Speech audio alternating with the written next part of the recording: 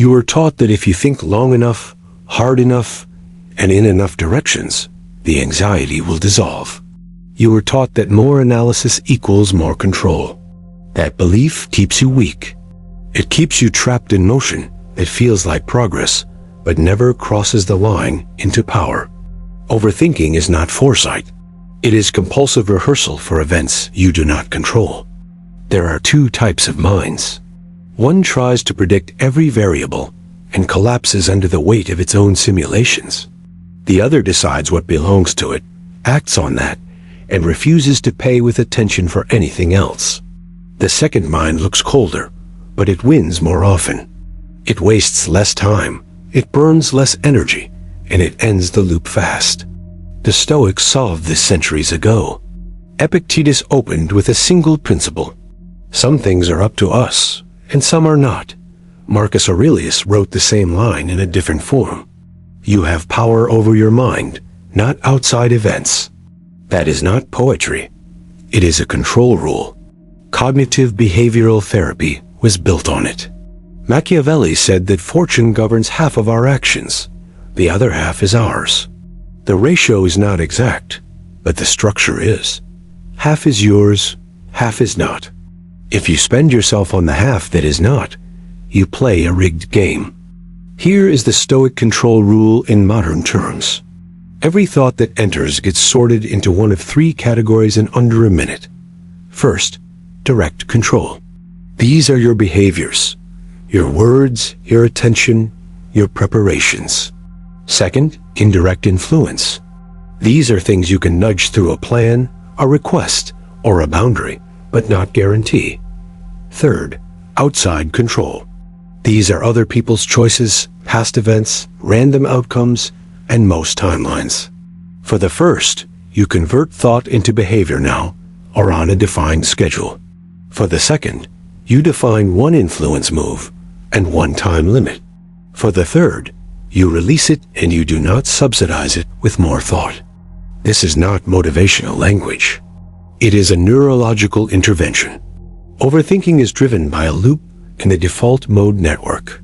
The brain checks the future, searches for threat, envisions scenarios, and tries to minimize prediction error.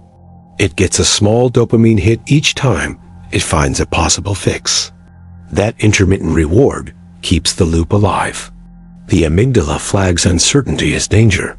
The prefrontal cortex tries to soothe it with simulation. The more you think, the more signals you create, and the more the system believes there is something to resolve. The loop feeds itself. The control rule cuts supply to the loop. When you label a thought as outside control and refuse to engage it again, you reduce the prediction error the brain is chasing. The amygdala stops getting reinforced. The prefrontal cortex returns to task. Rumination drops because you are not rewarding it with attention. You are not denying reality. You are stopping a habit. People will tell you this is simplistic, that it ignores nuance, that you need to consider more angles. That response shows you the trap. The modern mind confuses complexity with competence. It thinks awareness is power. Awareness without control is spectacle. It entertains you while your life drifts. There is a reason this rule feels counterintuitive. You were trained to chase certainty. Schools reward caution and complete answers. Corporations reward risk reports. Families reward politeness. Little of that trains you to separate your sphere of control from the rest. Much of it trains you to carry burdens that are not yours. You call it responsibility. In practice, it is anxiety wearing a costume. Control what is yours. Release what is not. Repeat that until it is automatic. The language is dry on purpose. You do not need a metaphor. You need a threshold. You cross it fast and often. Now the contrast. The ruminator tells himself that thinking more is care. He waits to feel ready. He polishes the plan until the timing is perfect. He treats imagined disasters as proof of wisdom. His time gets carved into small fragments. His sleep is shallow. He smooths other people's moods to keep the peace. He burns out for a peace that never arrives. The operator follows the control rule. He converts thought to behavior or discards it. He accepts that outcomes are distributions, not certainties. He chooses the small set of moves that raise the odds, and he makes them on schedule. He stops when the work is done. He tolerates the unease that remains. He is not kind to his own compulsions. He respects them enough to deny them.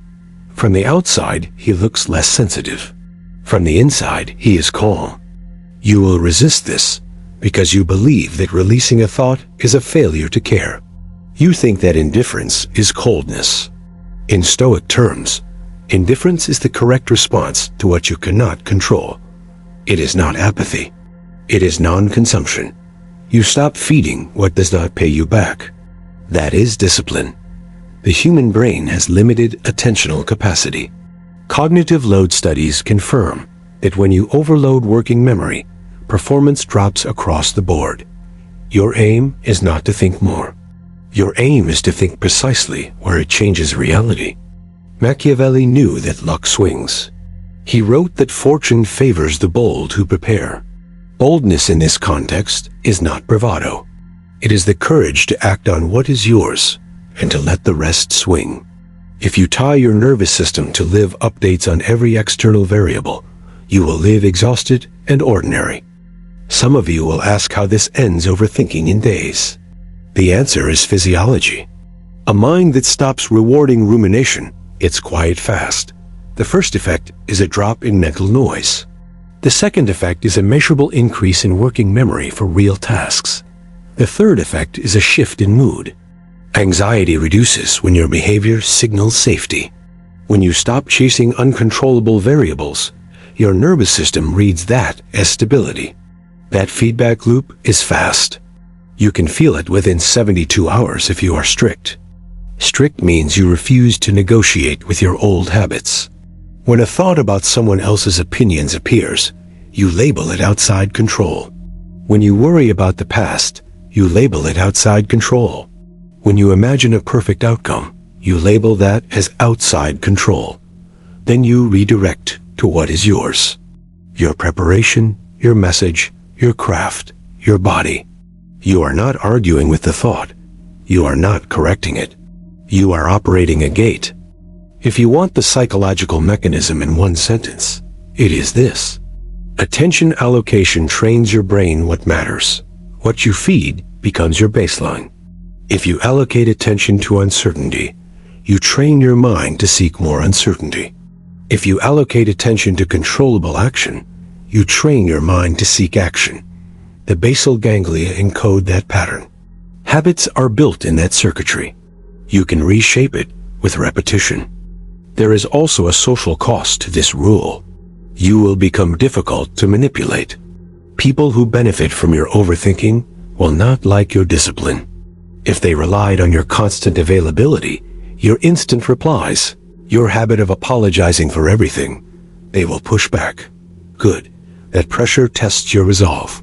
The rule protects your time and energy. It also reveals who respects you only when you are porous. Here is the uncomfortable layer. Most overthinking is not about the future. It is about identity. You try to earn permission to act by convincing yourself that you have covered every angle. You chase approval in your head before you move in the world. That is a status strategy. It is an attempt to avoid social pain. It looks like prudence. It is fear. The Stoic answer is to tolerate the signal of fear and move anyway. That is not heroic. It is normal for anyone who wants agency. You may think that surrendering outcomes reduces your performance. The opposite is true. When you drop the weight of imagined futures, your execution improves. Athletes call it playing loose. In cognitive terms, you reduce interference. You let the prefrontal cortex guide clean sequences of action. You stop wasting cycles. Productivity research shows that task switching, even in thought, kills momentum. The control rule removes half your switches. You might worry that this mindset will make you careless. It will not. You still plan. You still gather data. You still run contingencies. You just do not ruminate beyond the point of leverage. You set a clear end to planning. You act, you learn from the result. You adjust. That loop creates anti-fragility.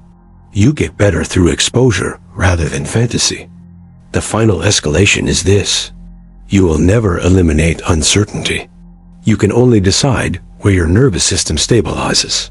You can stabilize around internal control, or you can stabilize around external validation. If you choose the second, you serve everyone's agenda except your own.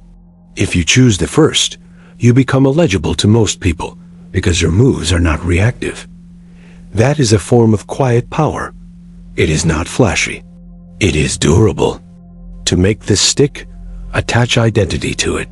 Stop calling yourself an overthinker. Call yourself a controller of inputs. The brain follows labels. When you say I am an overthinker, you excuse the loop. When you say I do not pay for what I do not control, you install a rule that overrides mood. Rules beat moods. They cut through negotiation. They reduce the cost of decision. You will need to learn the difference between useful analysis and seductive analysis. Useful analysis ends in a decision that changes behavior. Seductive analysis ends in more analysis. The line is simple. If you cannot state the next action that lives only in your hands, you are outside control. Exit. This is where people accuse Stoicism of being cold. They think detachment kills empathy. That is lazy thinking. Detachment from uncontrollables makes you stronger for the people you actually serve. When you stop bleeding energy into outcomes you cannot command, you have more to give where it counts. You become a stable person who does not panic. That is a gift to any team, any family, any mission. You will also find that fear of failure fades when you respect the rule. Failure belongs to outcomes. Outcomes are shared with luck. You judge yourself by inputs. Did you do what was yours to do? Did you do it cleanly, on time, with focus? That is a standard you can own. It destroys the shame that fuels overthinking. It makes you accountable in a way that is harsh and liberating. There is a deeper philosophical line here. The Stoics believe that virtue is the only good because it is the only element under your command. Translate virtue into modern language. It is character expressed through consistent action. Everything else is a variable. Health, money, status, opinions. You can influence them. You cannot own them. When you operate from that base, you stop bargaining with chaos. You stop trying to buy guarantees that do not exist. Some of you will hear this and nod, then go back to the loop. That is fine. Not everyone wants the cost of control. Control requires that you absorb discomfort in real time. Your mind will protest. It will offer a dozen reasons to keep thinking. It will promise relief if you just make one more pass. Do not take the bait. Relief does not come from more thought. It comes from action or release. You have likely noticed that most advice in this space is padded and friendly. It avoids saying that your overthinking is a choice pattern. It avoids saying that nobody will fix it for you. That avoidance sells. It just does not work. The control rule does not need decoration. It needs obedience. That is why it is not popular. Now decide where you stand. You can live like a citizen of other people's decisions. You can think endlessly about maybes and what-ifs. You can keep paying for thoughts that do not serve you. Or you can join the small group that runs a different program. Control what is yours. Release what is not. Sort fast. Act clean. Hold the line. If you want proof, run a simple experiment for the next 3 days. Every time you catch a loop, sort it. If it is yours, do the action that matches it. If it is influence only, define one move, execute it, and set a stop. If it is outside control, drop it and redirect to a task that matters. Do not track your feelings. Track only whether you followed the rule. Watch what happens to your mental noise. Watch what happens to your output. You will see the reduction in days. This is not for everyone. Most people prefer the social comfort of shared worry. They mistake commiseration for strategy. They trade agency for belonging. That choice is their right. It does not have to be yours. If you are ready to live by the control rule, stay close. I am building for the minority who can handle it. People who choose clarity over noise. People who accept the cost of focus. If you are one of them, act now. Sort of thought. Make a move. Refuse a loop. And claim the mind you were told you could not control.